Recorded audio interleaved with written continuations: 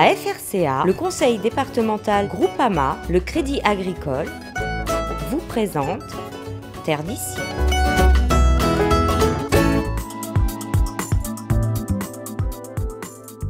Passionné depuis toujours par les chevaux, Judex Terméa a bien failli se tromper de voie. Dieu merci, le jeune homme qu'il est encore se ressaisit, va se former en métropole aux différents métiers du cheval, puis revient dans son île natale, où il ouvre à Saint-André son propre centre équestre. Tu te rappelles comment ça a été ce coup de foudre, cette découverte du cheval? Ah oui, je me rappelle bien, c'était soit la Jole, soit ça. Donc, elle était vite fait le choix. Le choix était vite fait. Donc, ouais, vraiment, c'est que s'il me donne un petit conseil aux jeunes, allez faire cette passion, allez surtout sur des choses, même si votre rêve, vous y crois qu'il ne réalisera pas. Parce que moi, jamais je n'aurais pensé que je serais élevé de chevaux, hein, jamais dans ma vie. Jamais, de toute façon, on m'a toujours dit, le cheval, c'est pas pour vous. Donc, justement, on m'a pas abandonné ce rêve-là, on l'a continué, on l'a bataille.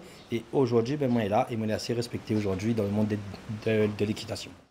Aujourd'hui, Judex est à la tête d'un cheptel de 80 chevaux. Il propose aussi de multiples activités au sein de son centre équestre de Ravine-Creuse. Je suis aussi enseignant et puis je fais un petit peu de cascade aussi. Donc moi, je suis un petit peu le premier qui a fait un petit peu de spectacle sur La Réunion, acrobatie sur cheval, dressage de chevaux pour école d'équitation et tout ça. Donc, mais vraiment, nous la personnalise à nous sur toutes choses en fait, sur vraiment toutes les équitations. On s'est même personnalisé sur le mariage aussi, donc on va faire en 2-3 calèches nouveaux pour bonne mariée. Donc essayer de trouver chacun de sa place en fait. Voilà. Toujours aux petits soins pour ces magnifiques animaux, Judex porte une attention particulière au bien-être de ses pensionnaires bien sûr, mais également à l'identification de tous ces chevaux. Là maintenant, cette jument elle a quand même 18 ans, donc là maintenant l'élevage pour elle c'est fini. Là elle vit sa retraite tranquillement. Et pour savoir vraiment, si nous achetons le vrai cheval, nous avons ce qu'on appelle aujourd'hui l'identification. Si on n'a pas ça, on peut acheter n'importe quoi sans savoir si c'est vraiment le vrai cheval. C'est comme nous portons un nom, et ce n'est pas un autre nom d'un autre monde. Voilà, c'est la même affaire. Donc, pour savoir, nous avons ce qu'on appelle le carnet d'accompagnement. Voilà, et là, on a vraiment toutes les références. Si vous voulez, on a la race ici, on a le numéro de cire, son nom, si c'est une femelle, la couleur, et là on a le papa, la maman, l'arrière-grand-père et le propriétaire et tout ça. Donc là-dessus vraiment on fait une généalogie vraiment importante et donc on regarde depuis le grand-père, l'arrière-grand-mère, l'arrière-grand-père et tout, du père, de la mère et vraiment tout. Et là-dessus nous retrouve vraiment une arbre qui intéresse à nous. Grâce à l'aide financière du département, ces opérations d'identification des chevaux pourront désormais être prises en charge en partie par la Chambre d'agriculture. Tout à fait, la Chambre d'agriculture de La Réunion participe à cette opération en partenariat avec le département de La Réunion pour justement la mise en place de détection et d'identification des équités. Et tout ça justement en cas d'alerte, justement de mettre en place des veilles sanitaires et aussi de protéger les animaux. Sur la partie castration, il y a une aide aussi qui vient se greffer là-dessus. Donc j'invite fortement toutes les personnes concernées de se rapprocher auprès de la Chambre d'agriculture de La Réunion pour justement s'identifier et que les techniciens puissent justement mettre en place cette opération.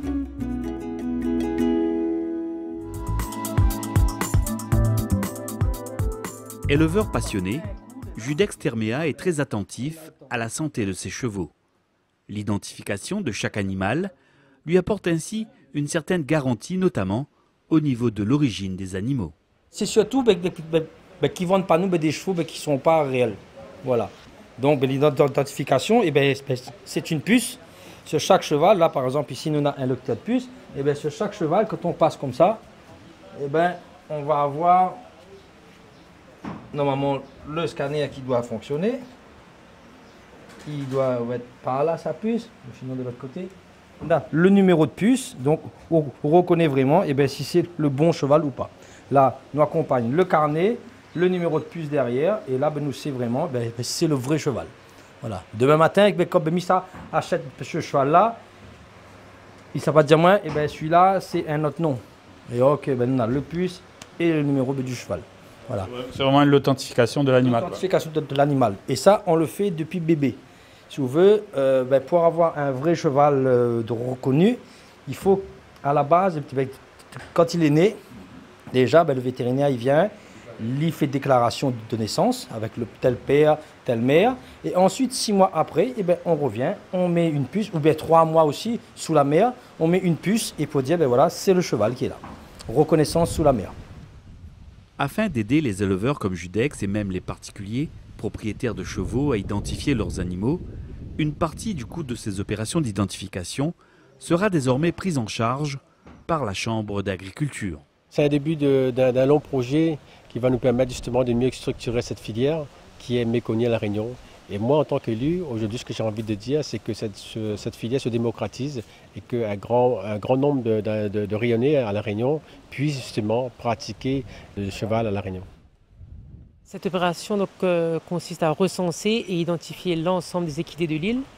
Donc, elle a 2 objectifs. Donc, déjà, pour voir la géolocalisation des équidés. Donc, en cas de risque sanitaire, on sait où sont les équidés, etc. On peut agir et prévenir. Et le deuxième objectif, c'est pour avoir une base génétique de l'ensemble des équidés de l'île, pour améliorer les élevages, améliorer l'ensemble du cheptel réunionnais selon les besoins, etc. Cette campagne d'identification des équidés est soutenue financièrement par le département de La Réunion à travers une enveloppe de 76 000 €. Ce premier volet qui concerne l'élevage est accompagné. Et dans un deuxième temps, nous soutenons aussi, nous allons mettre en place une étude sur la structuration et le développement de la filière, sur tout ce qui est volet économique. Donc plutôt tout ce qui est activité de tourisme, de sport en pleine nature. Et également, on va regarder l'opportunité de mettre en place une filière hippique à La Réunion. Cette étude sera conduite en 2020. Et elle permettra d'obtenir une feuille de route pour les 5 prochaines années et de définir aussi les investissements collectifs structurants pour la filière. Et nous associerons dans le cadre de cette étude l'ensemble des partenaires et des acteurs de la filière équine, ainsi que la Chambre d'agriculture, bien sûr, qui est un des partenaires privilégiés, et l'ensemble des collectivités de La Réunion, dont la commune du Tampon, qui porte déjà un projet sur son territoire.